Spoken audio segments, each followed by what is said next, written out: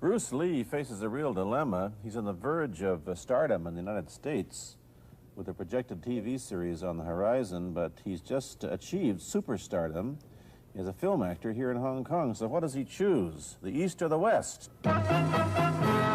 It's the Pierre Burton Show, the program that comes to you from the major capitals of the world. This edition comes to you from Hong Kong. And Pierre's guest is the man who taught karate, judo, and Chinese boxing to James Garner, Steve McQueen, Lee Marvin, and James Coburn. The newest Mandarin superstar, known in the West for his appearances in Batman, The Green Hornet, Ironside, and Longstreet.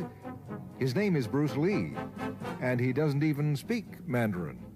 And here's Pierre. Well, how can you play in Mandarin movies if you don't even speak Mandarin? How do you do that? Well, first of all, I speak only Cantonese. Yeah. So, I mean, there is quite a difference as far as pronunciation and things like that go. So somebody else's voice is used, right? Definitely, definitely. You just make the words. Doesn't that sound strange when you go to the movies, especially in Hong Kong, in your own town, and you see yourself with somebody else's voice? Well, not really, you see, because most of the Mandarin pictures done here are dubbed anyway. They dubbed anyway? Anyway. I mean, disregard. I mean, they shoot without sound. So it doesn't, you know, make any difference. Your lips never quite make the right words, do they? Yeah, well, that's where the difficulty lies, you see. I mean, in order to, because the Cantonese have a different way of saying things, you know, I mean, different from the Mandarin. Yeah. So I have to find, like, something similar to that and keep a kind of a feeling going behind that. Something that matching the Mandarin deal. Like the Does old it silent sound complicated? days. Like the old silent days. But I gather in the movies made here, the dialogue is pretty stilted anyway. Yeah, I agree with you. I mean, see, to me, a motion picture is motion. Yeah. I mean, you got to keep the dialogue down to the minimum. Did you look at many Mandarin movies before you started playing in the first one? Yes. What did you think of them when you saw them? Quality-wise, I mean, I have to admit that it's not quite up to the standard. However, it is growing, and it is getting higher and higher and going toward that standard, than what I would term quality. They say the secret of your success in that movie, The Big Boss, which was such a success, you're rocketed you to stardom in Asia, was that you did your own fighting.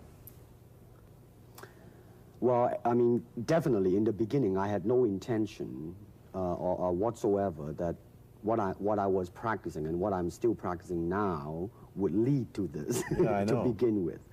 But martial art has a very, very deep meaning as far as my life is concerned, because as an actor, as a martial artist, as a human being, all these I have learned from martial art. Maybe for our audience who doesn't know what it means, you might explain exactly what you mean by martial art. Right. Martial art include all the combative arts like karate or karate, judo, Chinese kung fu or Chinese boxing, whatever you call it. All those. You see, like Aikido, Korean, I can go on and on and on. But it's a combative form of fighting. I mean, it's not, some of them became sport, but some of them are still not. I mean, they use, for instance, kicking to the groin, jabbing fingers at the eyes and things like that. No wonder you're successful in the Chinese movies. They're full of this kind of action anyway. They needed a guy like you could... Violence, man. So you didn't have to use a double when you moved into the motion picture world here. You did it all yourself. Right. Can you break 5 or 6 pieces of wood with your hand or your foot? I'll probably break my hand and foot. But tell me a little bit... you set up a school in Hollywood, didn't you, for people like James Garner and Steve McQueen and the others? Yes. Why would they want to learn Chinese martial art? Because of a movie role? Not really. I mean, most of them, you see, to me, at least the way that when I teach it, all type of knowledge ultimately means self-knowledge. Mm-hmm. So therefore, they're coming in to, and ask me to teach them not so much of how to defend themselves or how to do somebody in. Rather, they want to learn to express themselves through some movement, be it anger, be it determination, or whatsoever. So in other words, what I'm saying, therefore, is that he is paying me to show him in combative form the art of expressing the human body. Which is acting, in a sense, isn't it? Well, or it would be a useful tool for an actor to have. It's, I mean, it might sound too philosophical, but it's unacting acting or acting unacting. If you... You've lost me. I have, right? So what I'm saying, actually, you see, I mean, it's a combination of both. I mean, here it is the natural instinct, and here is control. You are to combine the two in harmony. Not, if you have one to the extreme, you will be very unscientific. If you have another to the extreme, you become all of a sudden a mechanical man, no longer a human being. So it is a successful combination of both. So therefore, it is not only, I mean, so therefore it's not pure naturalness or unnaturalness. The ideal is unnatural naturalness or natural unnaturalness. Yin yang, eh? Right, man, that's it. One of your students, James Coburn, played in a movie called Our Man Flint, in which he used karate. Is that what he learned from you? He learned it after. Oh, he went yeah. after he played in Our Man Right, Flint. right. You see, actually, I do not teach, you know, karate because I do not believe in styles anymore. I mean, I do not believe that there is such thing as like Chinese way of fighting or the Japanese way of fighting or whatever way of fighting, because unless human beings have 3 arms and 4 legs, we will have a different form of fighting. But basically, we have only 2 hands and 2 feet. So styles tends to not only separate man, you know, because they have their own doctrines, and then the doctrine became the gospel truth, you know, that you cannot change, you know. But if you do not have styles, if you just say, well, here I am, you know, as a human being, how can I express myself totally and completely? Now, that way, you won't create a style, because style is a crystallization, you know. I mean, that way, it's a process of continuing growth. You talk about Chinese boxing. How does it differ from, say, our kind of boxing? Well, first, we use the feet. That's and then start. we use the elbow. And you use the thumb, too? You name it, man. We use it all. You have to, you see, because, I mean, that is the expression of the human body. I mean, everything. I mean, you know, not just the hand. And when you're talking about combat, well, I mean, if it is a sport, now you're talking about something else. You have regulations, you have rules. But when you're talking about fighting as it is, no rules. With no rules. Not real fighting. Well, then, baby, you better train every part of your body. And when you do punch, now I'm leaning forward a little bit, hoping not to hurt any camera angle. I mean, you gotta put the whole hip into it and snap it and get all your energy in there and make this into a weapon. I don't want to tangle you in any dark that right now. You came at me pretty fast there. What is the difference between Chinese boxing and what we see these young men doing at 8 o'clock every morning on the rooftops in the parks called shadow boxing, which they're always... Well, actually, you see, that is part of Chinese boxing. It is. There are so many schools, different Everybody schools. here seems to be, you know, going like this all the time. Well, that's good. I'm very glad. I'm very glad to see that, because at least somebody is caring for their own body, right? Yeah. I mean, that's a good sign. Well, it's a kind of a slow form of exercise, which is called Tai Chi Chuan. I'm speaking Mandarin just now. Yeah. Cantonese, Tai Chi Chuan, okay? I see. And it's more of an exercise for the elderly, not so much for the young. Give me a demonstration. Show me. Can you do a little bit of it? Just so I mean, that, hand-wise, it's very slow. Oh, is it? And you push it out, but all the time you are keeping the continuity going. Bending, stretching, everything. You know, suppose, you know, I mean, you just keep it moving. It's like a ballet dancer there. Yeah, it is. I mean, to them, you see, the idea is running water never grows stale. So you got to just keep on flowing. Of all your students, famous, James Garner, Steve McQueen, Lee Marvin, James Coburn, Roman Polanski, which was the best? Who adapted best to this Oriental form of exercise and defense? Well, depending, okay? Now, as a fighter, Steve McQueen, now, he is good in that department because that son of a gun got the toughness in him. Yeah. I You mean, see it on the screen. I mean, he would say, all right, baby, here I am, man. You know, and he'll do it. Yeah. Now, James Coburn is a peace-loving man, Yeah, I met him. right? I mean, Yeah. you've met him. I mean, he's really, really nice. I mean, Yeah. super mellow and all that. I He mean, is, you know, yeah. I mean, now, he appreciates the philosophical part of it. Therefore, his understanding of it is deeper than Steve. So it's really hard to say. You see what I'm saying Yeah. now? I see. I mean, each it's one's different. I mean, it's different. So that's, I mean, depending on what you see in it. Interesting that we don't, in our world, and haven't since the days of the Greeks who did, combined philosophy and art with sport. But quite clearly, the Oriental attitude is that the three are facets of the same things. Man, listen, you see, really, to me, okay, to me, ultimately, martial art means honestly expressing yourself. Now, it is very difficult to do. I mean, it is easy for me to put on a show and be cocky Yeah. and be flooded with a cocky feeling and then feel like pretty cool and all that. Or I can make all kinds of phony things, you see what I mean? Blinded by it. Or I can show you some really fancy movement. But to express oneself honestly, not lying to oneself, and to express myself honestly, now that, my friend, is very hard to do. And you have to train. You have to keep your reflexes so that when you want it, it's there. When you want to move, you're moving. And when you move, you are determined to move. Not taking 1 inch, not anything less than that.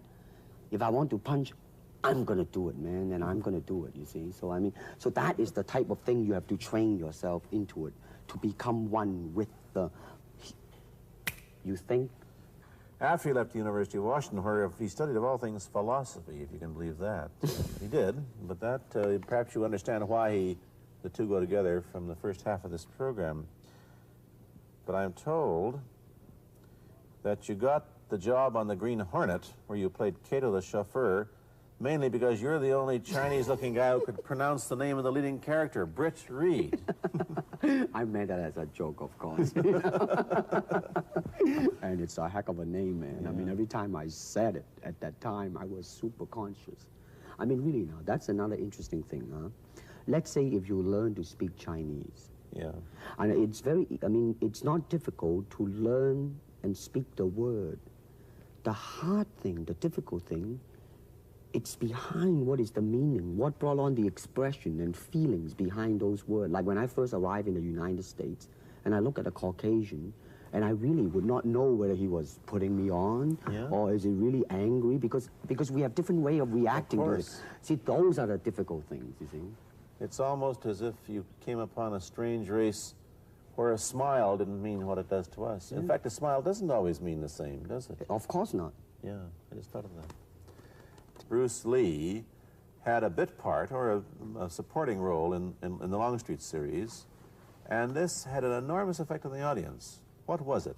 The title of that particular episode of Longstreet is called The Way of the Intercepting Fist. Now, I think the successful ingredient in it was because I was being Bruce Lee. Yourself. Myself, right. And did that part, just express myself, like I say, honestly express myself at that time. And because of that, I brought, you know, favorable mentioning in, like, New York Times, which says, like, the Chinaman, who incidentally came off quite convincingly enough to earn himself a television series, and so on and so on and so forth. Can you remember the lines by Sterling Siliphant, the key lines? He's one of my students, you know that? Was he too? Yes. You've had everybody as your student. But you read, there were some lines that expressed your philosophy. I don't know if you remember them or not. Oh, I remember that. I Let's said, hear. this is what it is, okay? I said, empty your mind. Be formless, shapeless, like water. Now, you put water into a cup, it becomes the cup. You put water into a bottle, it becomes the bottle. You put it in a teapot, it becomes the teapot. Now, water can flow, or it can crash, be water, my friend. Like that, you see? No, I see. I get the idea. I get the power behind it.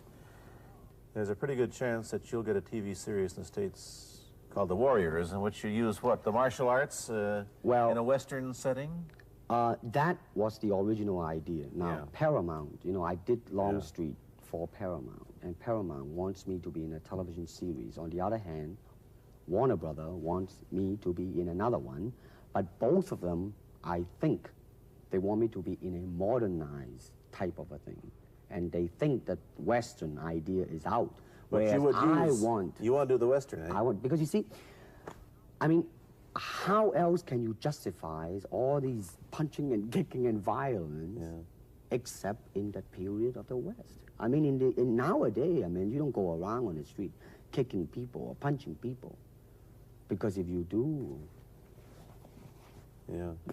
that's it. I mean, I don't care how good you are, you know. But this is true also of the Chinese dramas, which are mainly costume dramas. They're all full of blood and gore over here. Oh, you mean here? Yeah. Well, unfortunately, you see, I hope that the picture I am in would either explain why the violence was done, whether right or wrong or whatnot. But unfortunately, pictures, most of them here, are done mainly just for the sake of violence. You know what I mean? Like, you know, fighting for 30 minutes, get stabbed 50 times. And well, I'm fascinated. Let me give you your microphone back. I'm fascinated that you came back. I am a martial artist. You came back to Hong Kong on the verge of success in Hollywood and full of it. And suddenly, on the strength of one picture, you become a superstar. Everybody knows you. You have to change your phone number. You get mobbed in the streets. Now, what are you going to do? Are you going to be able to live in both worlds? Are you going to be a superstar here, or one in the States, or both? Well, let me say this. First of all, the word superstar really turned me off, and I'll tell you why. Because the word star, man, is an illusion. It's something what the public calls you. You should look upon oneself as an actor, man. I mean, you would be very pleased if somebody say, hey, man, you are a super actor. It is much better than, you know, superstar. Yeah, therefore, you've got to admit that you are a superstar. You're not going to, if you're going to give me the truth. I'm honestly saying this, okay? Yes, I have been very successful, okay? But I mean, I think the word star I mean, I do not look upon myself as a star. I really don't. I mean, believe me, man, when I say it.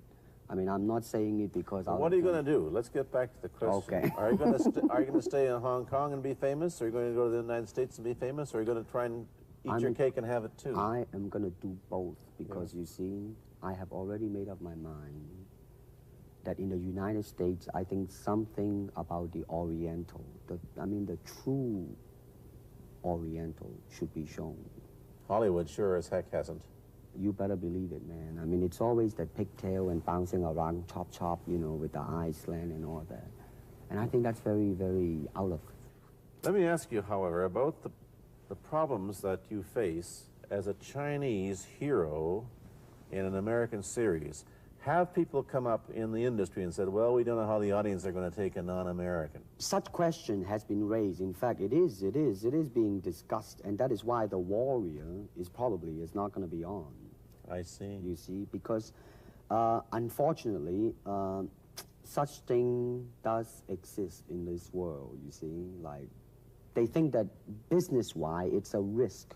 And I don't blame them, I mean, in the same way, it's like in Hong Kong, if a foreigner come and became a star, if I were the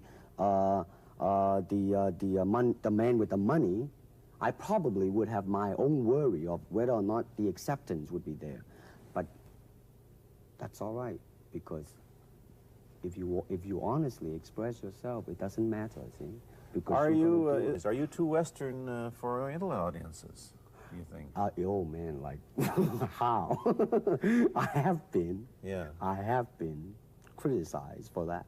You have, eh? Oh yes, definitely. So. Let me ask you whether the change in attitude on the part of the Nixon administration towards China has helped your chances of starring in an American TV series.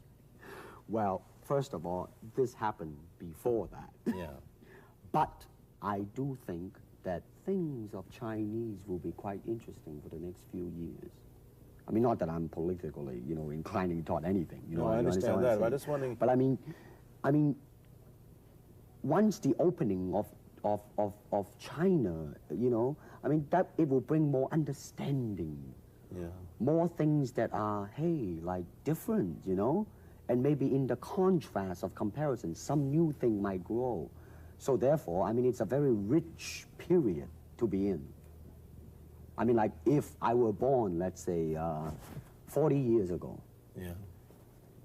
If I have a thought in my mind, I said, boy, I'm gonna star in a movie or star in a television series in America.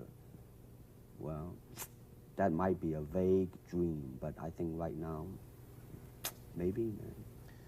You still think of yourself Chinese, or do you ever think of yourself as North American? You know what I want to think of myself? As a human being. Because, I don't want to sound like, as Confucius say, but under the sky, under the heaven, man, there is but one family. It just so happened, man, that people are different. Okay, we got to go. Thank you, Bruce Lee, for coming here. Thank you for watching. Thank you.